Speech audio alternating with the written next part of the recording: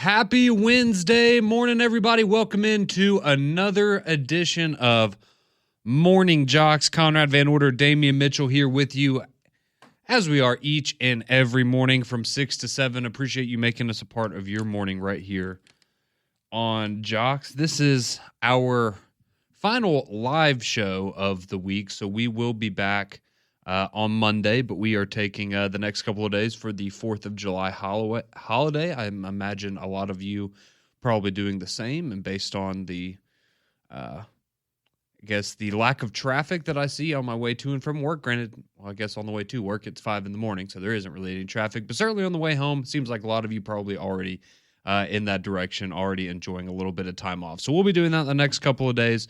But we're going to enjoy this next hour here with you as we're going to have some fun today. Just trying to have some fun college football conversations, do a little bit of brainstorming together, and just start a little bit of a debate here about a few things. So coming up a little bit later on in the show, I wanted to try something new today. Again, we're just going to have fun today. It's a Wednesday that feels like a Friday, but it feels like a Friday before, like graduation or something, right? Yeah, right. You got like a little bit of the senioritis thing going. I know for a lot of people that are planning on going to the beach, going to the lake, things like that this weekend. So we're just going to have some fun with you today. So we have some college football scenarios that we're going to go through, and we're going to present them in a this or that kind of scenario, right? Of what's more likely to happen this upcoming college football season. So a lot of fun conversations to be had there a little bit later on in the show. But as is customary now, we have to start off with some news from the recruiting trail, because that is where things are happening left and right in the world of college football. So we know, going back, just to quickly recap, it's been a very good couple of weeks for Alabama football as they have started to climb from what was, at this time last week, I believe the 34th ranked recruiting class, something along those lines, and now a recruiting class that is in the top 10. And we've seen them pick up a couple of 5-stars. We've seen them pick up another receiver yesterday. They had another receiver the day before that. There's another receiver that they're expecting to get today as well. So it's been a very busy time for Kalen DeBoer and his staff, and that certainly continued on yesterday as they added another receiver to their stable with 3-star wide receiver Brian Williams Jr. He's from Orlando, Florida, 6'4", 195 pounds. He chose Alabama over Penn State, Florida, and Notre Dame. So another nice pickup there for Alabama. He goes alongside Owen Cabell, who they had picked up 2 days ago out of Nashville, and they picked him up over Vanderbilt and Illinois. He was a 4'4" guy with a lot of speed. Now you go and get a guy that's 6'4", and once he puts a little bit of weight on, if we're talking 6'4", about 215, 220, that's going to play in the SEC. Yeah, 1,000%.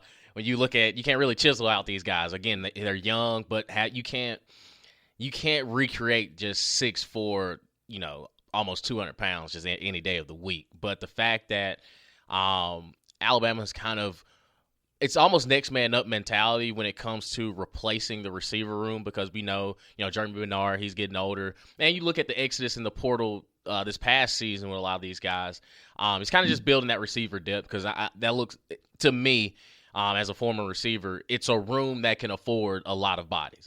Because it's the wear and tear, it's the kind of you have a lot of different positions on the field based on formations that, hey, if I need, Ryan Williams to line up as Z this week, we got it. There's a lot of rotation, and you go back, there was a Heisman Trophy winner at Alabama that was at one point a wide receiver 4 amongst other first rounders. So you kind of look at that lineage, and it just continues. And you look at Kalen DeBoer's system, it's very wide receiver friendly. You're going to get your touches. And it's just making the most out of it. But I think that these younger guys are starting to get it, especially at the receiver position of, okay, I could find myself, 20 to 25 touches even as a freshman, and it increases as I get older. But again, it's just Alabama's still hot on the recruiting thing. Yep, they are certainly having themselves the time right now. So if we go over and look at 247, Alabama now up to number 7 in the 2026 recruiting class. So And as I said, they have another target that they are waiting on today, but we'll get to that here in just a minute. But you said something there, Damian, that if you could just repeat it for everybody. So you said generally good to have wide receivers in your recruiting class. Absolutely. You can never have too many. You can never have too many. No. Can you have too few? Yeah, absolutely. Okay.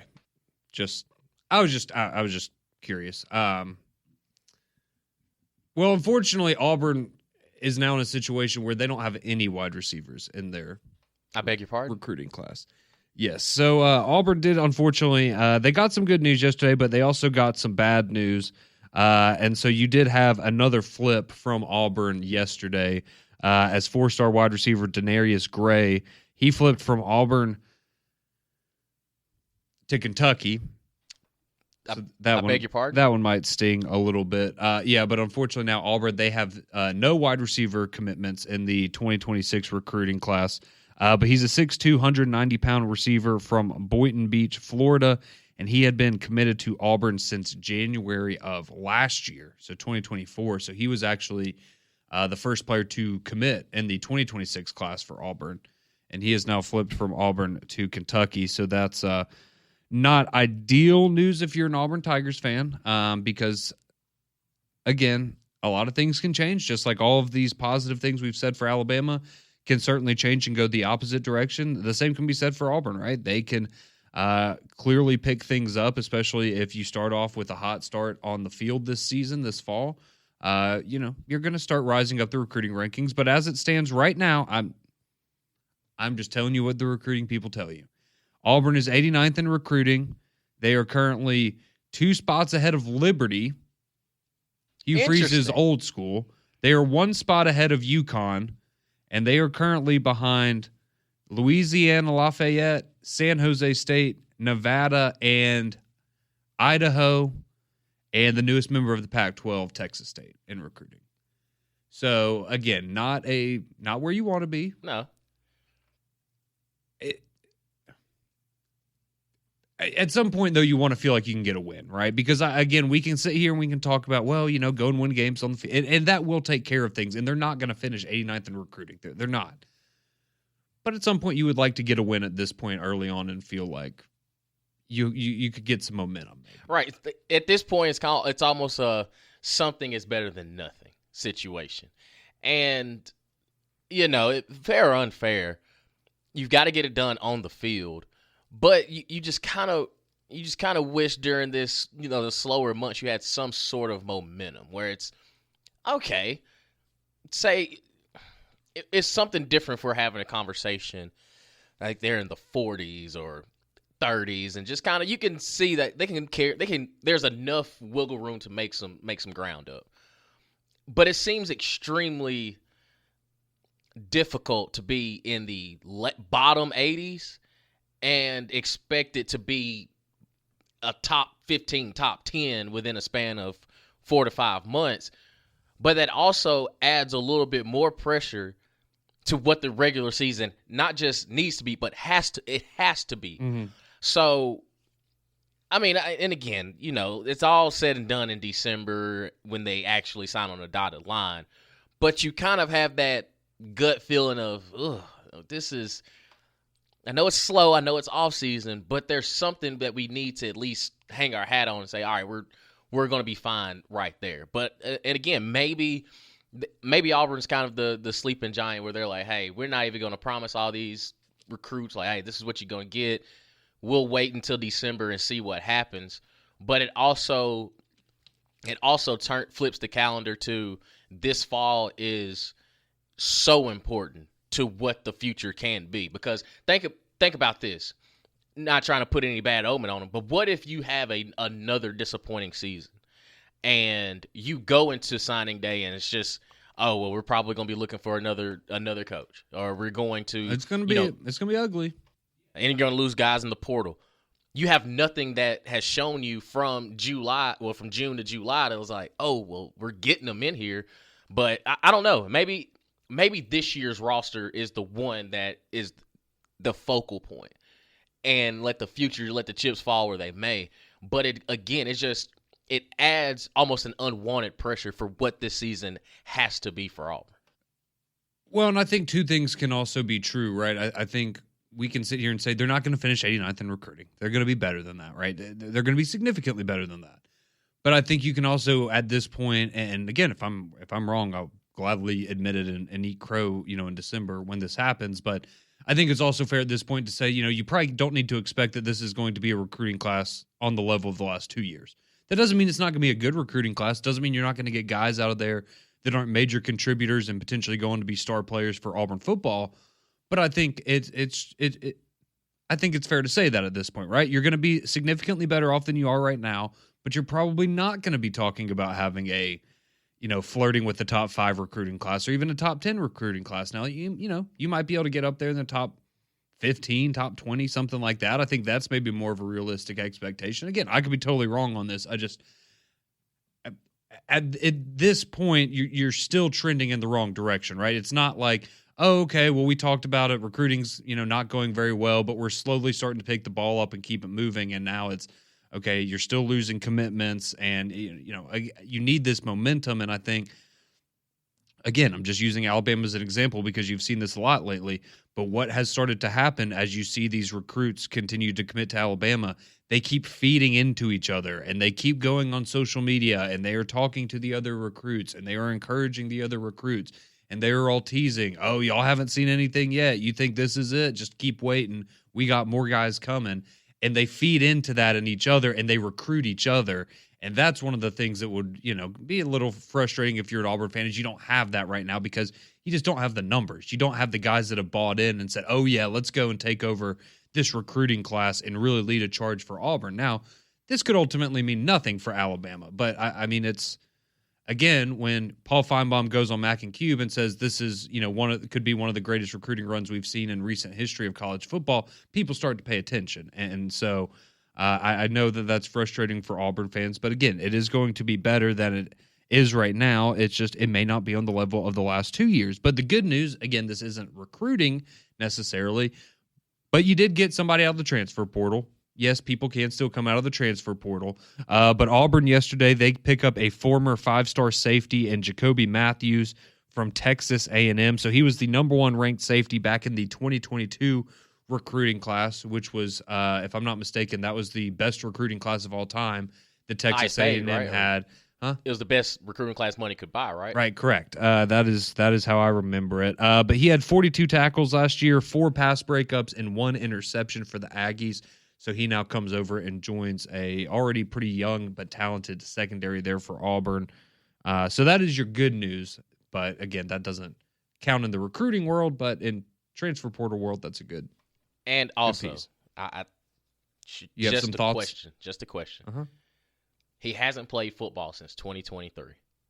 He was in the transfer portal the entire year of 2024.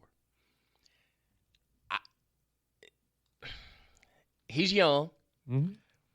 But it's kind of one of those things. If he spent an entire year in the transfer portal, didn't play at all, but I think the connection to DJ Durkin, it's probably, I've seen what he can do, but there's also has to be a reason why he sat in the portal for an entire year, even after being the number 1 safety coming out of high school. So I kind of have a question of, okay, how impactful will he really be? Is it more of a depth thing, or is it, okay, maybe a year was just for him to get his mind right and, to maybe train, but he also hasn't stepped on the field in over a year. Yeah, but he has 5 stars. So did Jackson Arnold. Yeah. Yeah. Okay. Nico as well. Nico Iamaleava was a 5-star from what I remember. Uh-huh. Sometimes he's good though. Stars don't really mean anything until the ball is snapped. Listen, all I'm saying is it's physically to be out of the game for that long, not hitting anybody. But again, he knows DJ Durkin. He's played in his system, he's played defense for him, but it's just kind of one of those, why were you in the portal for an entire year before you got picked up? It's just kind of a question mark. Maybe it was an academic thing, but maybe so. They didn't go there to play school anyway. He was bought. Well, we'll see. Thank you, Damien. I'm not the bad guy today. No, I'm not the bad guy. But I'm trying to spread some good news for the Auburn fan base, and you're just trying to bring them down. No, but it's a couple days before a holiday, David. People can't handle this, man. But he has 5 stars. Just let him be good. But is it fair? Is that not a fair question? Of you spent a whole year in the portal, like even DJU got picked up out of the portal before, you know. Oh no, it's very fair. It's not, and this is not a. It's a very fair thing to say. Right. It's, you know, if you were... Yeah. No, if you were that good, you would have been picked up. Thank you. That's all I also wonder. Yeah. No, I totally understand. I'm sorry, Auburn fans. See, that's Damien. He's a big Alabama fan. So what do you... what are we going to do? Sorry about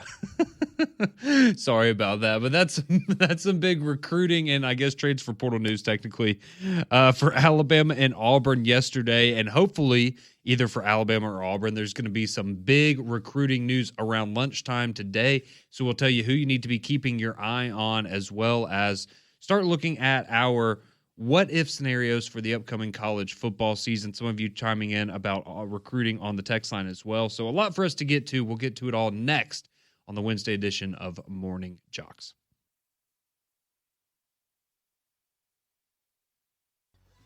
6:21, welcome back in to Morning JOX. Conrad and Damien here with you on your Wednesday morning. Appreciate you making us a part of your day here on JOX. So a lot of you already chiming in about recruiting, as of course this time of year it never stops. So some big recruiting news for both Alabama and Auburn yesterday, and hopefully some good news for one of the teams in our state coming up later today. But if you're just now joining us, Alabama, they picked up a commitment from 3-star wide receiver Brian Williams yesterday. He commits to Alabama over Penn State, Florida, and Notre Dame. 6'4", 195-pound receiver from the state of Florida. Auburn yesterday, they lose another commitment and 4-star receiver Denarius Gray, as he has flipped from Auburn to Kentucky, and Auburn is now without a wide receiver in their 2026 recruiting class, and he was also the first player to commit to the Auburn Tigers all the way back in January of 2024. But the good news, if you're an Auburn fan, as you did pull a safety out of the transfer portal and former 5-star Jacoby Matthews out of Texas A&M, who put up some okay numbers a couple of years ago for the Aggies, but as Damien pointed out, he was in the transfer portal for the entire 2024 season, and that typically doesn't happen when you're very good. Just present it with information. That's all. That's exactly how Damien said it, so don't be mad at me. But you do have today some exciting news potentially for either Alabama or Auburn, as Cedarian Morgan, who's another 5-star wide receiver, he is going to announce his decision today at noon, so we will have live coverage for you today on 3-man front of Cedarian Morgan as he makes his commitment.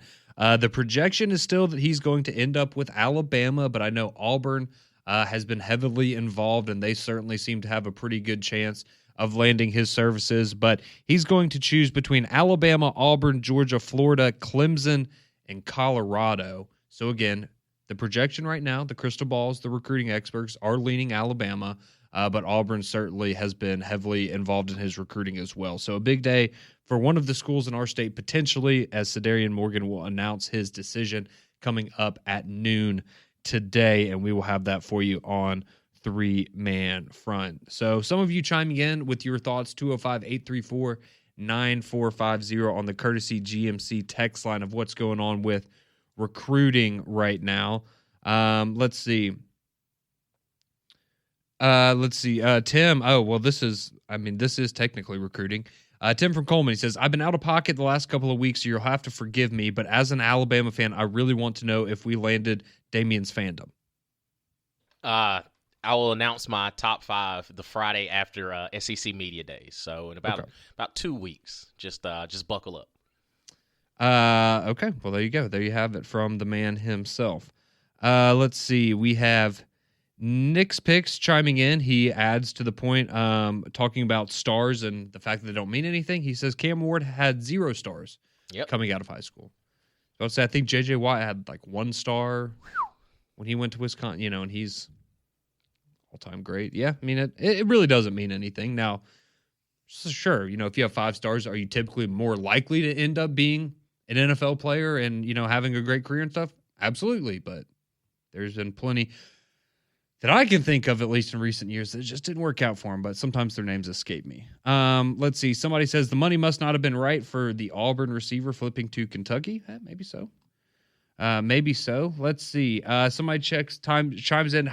First off, has anyone checked in on Don Don? And as an Alabama fan, I want to thank Bruce Pearl for turning Auburn into a basketball school. Roll Tide. And Damian, just go see the Walk of Champions in Titletown, and you will definitely pick the Tide. I like that. See, do we need to keep convincing him, though? I just insist. If we're really trying to sell Alabama to Damian, it's... Listen, what more? Like, I just don't understand what else you would need to see from a program. Just patient. I'm just patient. Okay. Patient. Drake chimes in. He says, guys, what's going on with Auburn losing recruits to Kentucky? That just doesn't happen. Well, we'll get an answer right now from Don Don as he joins us this morning. How we doing, Don Don? Hello, Conrad. Hello, Damon. How are y'all? Doing well. Doing well. I got to give you credit real quick because yesterday when we were at Social Taco for 3-Man Front, you did say that you already were expecting Auburn to lose their wide receiver and have a commitment flip. So you had already prepared yourself for this news. Oh, yeah. This is actually, guys, been known for about 2 weeks. And Conrad, it's just been a funny morning. I'm texting in to y'all, and Damien is throwing barbs at me on the text line. Well, he's a big Alabama fan now, Don Don. So, he's I can tell. He's the bad guy today. He might as well just go ahead and announce it now, Conrad. I think he's holding out for a little more NIL. I was just presenting information and facts. That's all I was doing. Hey, exactly, buddy. And your facts are right. We're struggling and everything, and this is a year where you're just gonna have to prove yourself on the field. And you made a comment a minute ago. If we have a losing season, Freeze is probably done. We've got to start all over again. Probably. And the problem with that is you'll probably lose your big time players you got on your roster now if they fire him. Well, it just depends on who you hire as head coach. I mean, if Josh Heupel goes down to the Plains after Hugh Freeze, I mean, I think the receivers will be okay. That's true. Yeah, you might like to stand when you being a Heupel disciple. I mean, that's your guy. Well, that's next year's recruitment. We'll figure that one out. That's right. Well, guys, hey, and Conrad, y'all keep on going, man. But yeah, you're still behind Georgia. Georgia's killing it too now. No, they absolutely are. Georgia 9-3, Conrad. Well, we got to make things interesting on the show, Don Don. Appreciate you chiming in here. Yeah, I got a little bit of pushback on that yesterday, even though I will say, if you listen to 3-Man Front, Mike Griffith definitely seemed to agree more with my sentiment of Georgia missing the playoff than Brian Kelly being on the hot seat at the end of the year. And I absolutely think Brian Kelly's on the hot seat if they don't make the playoffs. So Brian Kelly's on the hot seat if they lose game 1. I do not necessarily disagree with that, but appreciate y'all chiming in on the recruiting front. Let's see, Darren from Tennessee. He says, Conrad, getting so excited for the season. Roll Tide. I know a lot of people really getting excited. We'll see in a couple weeks if you can say that or not. You have a decision to make. But we'll get to more of your text as we continue on here with the show. But as we teased a little bit earlier, we have some college football scenarios, and we want you to play along as well. So we're going to present these scenarios, kind of break them down, our thought process on what we think is more likely to happen this upcoming season in the SEC and around college football. But you can play along 205-834-9450. That'll get you on the courtesy GMC text line, and we'll be back. And that is all coming up next on JOX.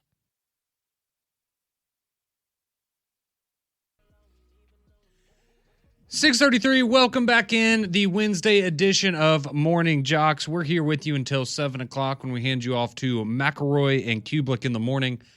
Conrad Van Order and Damian Mitchell, appreciate you making us a part of your morning. We are done after this, so we will be done for the week. We will be off Thursday and Friday. All of our shows will be, as we take a little bit of an extended weekend for the 4th of July holiday. I know a lot of you probably doing the same, so we appreciate you tuning in today, and you can tune in for some great best ofs of anything you may have missed here recently on JOX, and we will all be back on Monday as we continue to probably talk about recruiting and hopefully some better news for Auburn, and we'll see if Alabama can continue their hot streak. But with it being a holiday weekend, wanted to just have some fun and continue to, start gearing up for college football season because it will be here before we know it. And so we're going to go through some college football scenarios. And so I will give some to Damian. He will give some to me. And it's pretty simple. It's just going to be, is this more likely to happen or this more likely to happen in the upcoming college football season? So you can play along 205-834-9450. Chime in with your thoughts if you like. All right, you want to start off with an Alabama or Auburn one, Damian? Let's start off with Auburn. You want to start off with an Auburn one? I do. All right, Damian, in your opinion, we'll just start off at the top.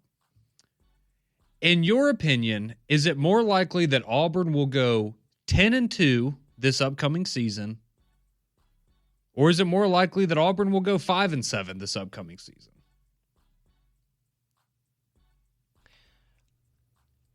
Ten and 2. I don't think that. I do believe the collection of talent that you have, as inconsistent as you were last year with a lot of the same pieces, that you could still find those same ways to lose football games.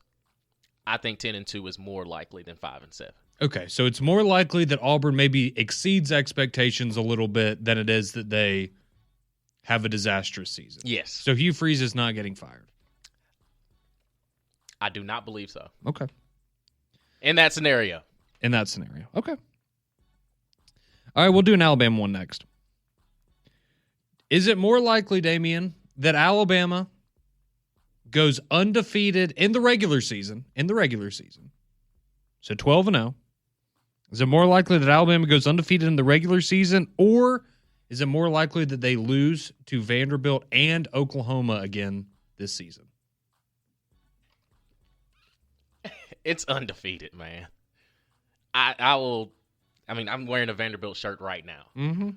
I find it extremely, extremely difficult to believe that, one, Vanderbilt will get Alabama at home. Now, Oklahoma, we can have a discussion depending on where Oklahoma is at that point.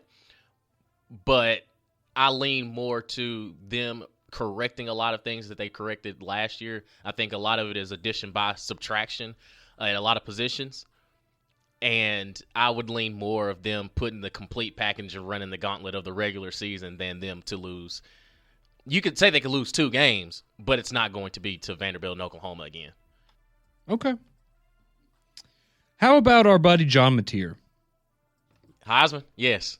Lock it in. Okay, so is it more likely that John Mateer wins the Heisman Trophy, or is it more likely that Jackson Arnold is able to win the SEC's Offensive Player of the Year? Oh, man. You got me. I'd still lean John Mateer winning the Heisman. Okay. I would still lean John Mateer winning the Heisman. I see, because I'm just saying, Jackson Arnold, he's competing. You got, it's tough, right? Like, he'd have to beat out Nussmeier and Arch Manning and some of these other guys. But, John Mateer, then you're competing against the entire country. True. So you're not a Jackson Arnold believer is what I'm getting. So they're going to go 10-2, but Jackson Arnold's not going to be that good?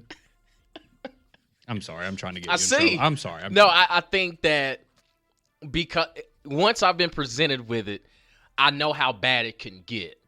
And kind of going back to my hot take yesterday when I said that one of the projected starters in the state of Alabama would be benched before season's end, I lean more towards it being Jackson Arnold because it's already happened. Right. Whereas Ty Simpson, the guy that's been there forever, I just find it very unlikely that it would happen to him. Okay. That was good. Okay. Yeah, I thought that one might throw you off a little bit. All right, you got some? I do indeed, Conrad. Okay, I've got some more we can get back to, but I want to hear some of yours. I got you. Conrad, in this scenario, do you think at season's end there will be more mid-season firings of SEC head coaches or no SEC head coaches are fired? Which do you think is more likely?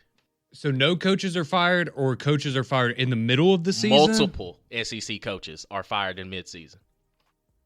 But okay, so it doesn't count if I say multiple get fired at the end of the season. No, nobody gets fired at the end of the season. I would probably say it's more likely nobody gets fired than multiple get fired in the middle of the season. Because I'm just thinking, I don't think Hugh Freeze would get fired in the middle of the season. I don't think, like, the guys that I think are really on the hot seat, I think Sam Pittman's the only one that could potentially get fired in the middle of the season if Arkansas if they start like 1-5 or something like that, right? But I don't think any of the other teams are going to be. No, I'm going to go with no coaches get fired because I just don't think you're going to have multiple. Now, multiple at the end of the season, I think that's much more likely. Okay. All right. It's very close, but it's more on the actual gameplay situation. Uh-huh. It's more likely that Mississippi State has at least one SEC win, or Vanderbilt has 5. I love it. That's kind of similar to a question that I came up with as well. Okay, so I'm sorry, that was good. All right, so let me make sure. All right, so Mississippi State just has to win one SEC game. Vanderbilt has to win 5. 5. I'm gonna go with give me Mississippi State to win. I mean, they had a couple games last year where like they showed a couple things. I mean, golly. It's rough because, I mean, the two that I would think you would win would be Arkansas and Missouri, and they're both on the road. Time out. Which one? Hold on. Let me cut the music. You said they're going to beat who? I'm saying if I'm looking at Mississippi State's schedule and picking who they would beat in the SEC, I think the two most likely would be either Arkansas or Missouri. One of those is wrong. Definitely But both wrong. of those, okay, but those, you can admit, those are the two. Why do you hate Arkansas so much? I don't hate Arkansas. I'm just saying, you think they're better than Ole Miss, Georgia, Texas, Florida, Tennessee, or A&M? No. Okay, exactly. So that's why they would be in that category. Golly, I'm going to go with one. You could get lucky in one of those games, but Vanderbilt winning 5 SEC games, no. Okay. Because then, I mean, at that point, we're talking about Vanderbilt. You know, they're probably winning 8 games this year, which would be incredible. I just don't. I mean, they would have to beat, hypothetically, Vanderbilt would have to beat, let's say, Alabama, Auburn, South Carolina, Missouri, and Kentucky. How many of those did they beat last year? 3? So I only need 2 more. Yeah, I'm going to go with Mississippi State to win 1. Hey, that's your prerogative. It is. All right, let's It's your prerogative. yeah. All right, we've got more of these. We'll go we'll take a break real quick, but we have your text as well. I know some of you chiming in with your thoughts and more thoughts on the whole recruiting thing. Some people maybe choosing to kick a fan base while they're down a little bit this morning, but we will it was Damien's fault. He started it with all this that safety's not that good for Auburn. But it is what it is. So we'll get some of your reaction next, as well as some more college football what-if scenarios for the upcoming season. You're listening to JOX.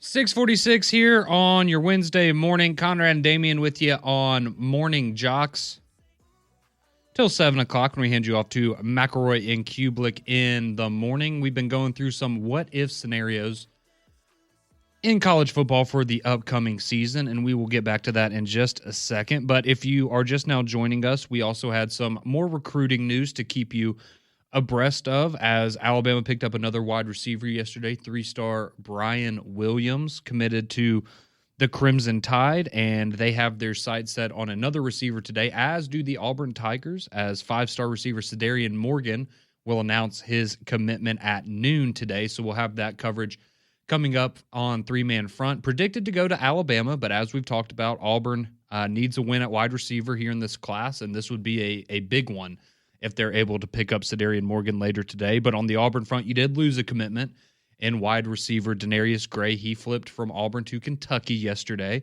But the good news, if you missed it for Auburn fans, is you did get a transfer out of the portal and former five-star safety Jacoby Matthews from Texas A&M. So that's where things stand right now on the recruiting front. And we have a lot of your texts coming in as well at 205-834-9450. So I have two more questions I want to ask Damian, and then we'll get to some of these texts real quick.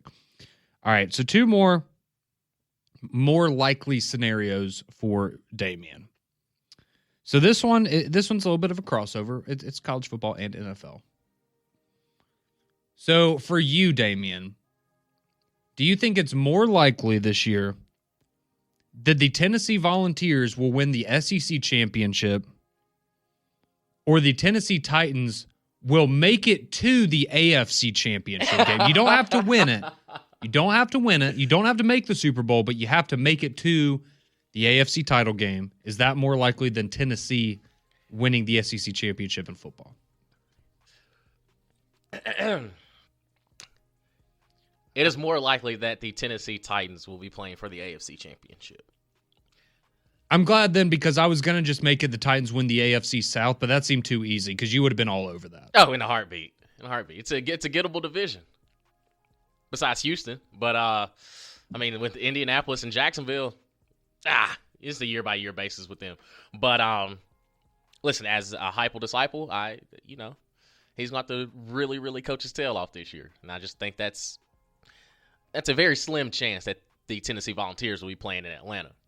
But when it comes to the NFL, you just got to get lucky a few more times. And listen, we don't have Will Levis as our quarterback anymore. We got Cam Ward. And we got some pieces around him that can help that young brother succeed. Okay, so is it more likely the Titans win the Super Bowl or Tennessee wins the SEC championship? Oh, it's Titans winning the Super Bowl. Still. Oh, 1,000%. Okay, so not high on Tennessee this year. Volunteers. Who knows? Big Titans guy. Okay. Huge. I'm just curious. All right, I have one more for you, and this is honestly, this was the first question I thought of when I came up with this idea yesterday. It has nothing to do with college football. I'm here for it. All right, so which of these rumors is more likely to be true, Damian? The Tom Brady and Sydney Sweeney dating rumors, or the rumors that LeBron wants to get traded back to Cleveland to finish his career? What is more likely, that Tom Brady and Sydney Sweeney are actually dating, or LeBron is going back to Cleveland? LeBron going back to Cleveland. Tom Brady loves the game too much. He ain't got time. Hey, apparently they were having a great time at Jeff Bezos' wedding. A lot of people are going crazy about that. That's just people with money having a great time. It's just a party. Okay. Don't read too much into it. Tom Brady loves football too much. He loves the game. He loves the game. The streets keep calling him. So LeBron back to the Cavs? Yeah, 1,000%. Cleveland, this is for you. I will say quickly, it is hilarious, the whole Bronny situation, and now here we are a year later, and he's kind of looking around like, I don't think I can win a championship here. I kind of want to get out. It's like, well, buddy, you put this together. You orchestrated this. It's kind of your fault. Okay, well, there you go. Those were just a couple fun ones that I wanted to get Damian's take on, but a lot of you chiming in with your thoughts on some of these questions and imposing some of your own on the text line, so we will get to those now. I actually had just one more. Oh, okay, yeah. Sorry, what you got? Which is more likely scenario? Taylor Swift performs at a Super Bowl. Okay. Or Travis Kelce proposes to Taylor Swift at a Super Bowl. I will go Taylor Swift performs at the Super Bowl because she will have more opportunities to do that. Fair. I could see. I'll just throw this out there. I'm not gonna be surprised. Well, I'm not gonna be surprised if they are in it. But as of right now, I wouldn't be picking the Chiefs to make it back to the Super Bowl. I don't think. And I mean, he's probably got 1 or 2 years left. Mm-hmm. So yeah, I'll go Taylor Swift performing at the Super Bowl as being a little bit more likely. But okay, some of you posing some questions that we'll get to here on the text line. Somebody says, how likely is it that when the Iron Bowl gets here, Alabama is either 11-1 or 12-0 and Auburn is 10-2? Personally, I believe that's exactly what's going to happen, and it'll set it up where if Auburn wins, they can make the playoffs. Man, I would love it. Sign me up for that. Yes. Whatever. And I think a lot of fans, look, I get it. A lot of Alabama fans probably don't want Auburn to ever win anything. A lot of Auburn fans probably don't want Alabama to ever win anything. But I think we can all agree that not only in the state, but for the health of college football in the SEC, having those games like we did back in the 2010s where it felt like essentially every other year almost whoever won that game was going to have a chance to go and play for a national championship.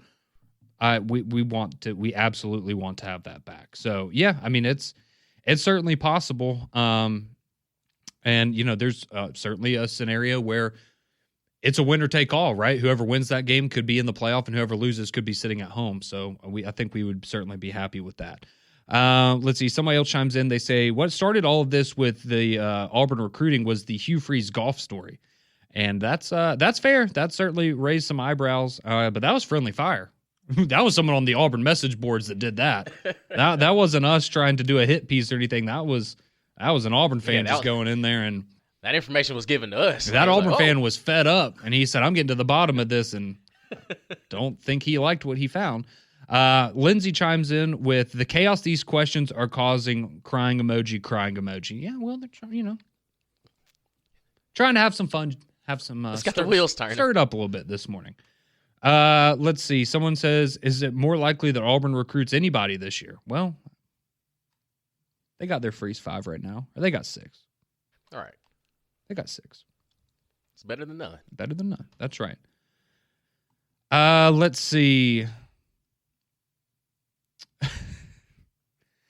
See, now people are just taking shots at Birmingham Southern because you're shopping around your fandom, and that, I don't need to get personal. We just don't need that. Right. I'm a free agent. Let's see. Jamie chimes in. The Auburn Tigers are getting exactly what they deserve. They fussed and argued about Gus Malzahn and Tommy Tuberville at Auburn for years. Now they've got coach in Hugh Freeze, who beat Nick Saban 10 or 12 years ago. They're getting exactly what they deserve. A big roll tide. Just beat them while they're, like you said, just kick them while they're down. We have somebody chiming in. Man, what a game it would be if you had Auburn and Alabama in the Iron Bowl with the playoff spot on the line. Absolutely.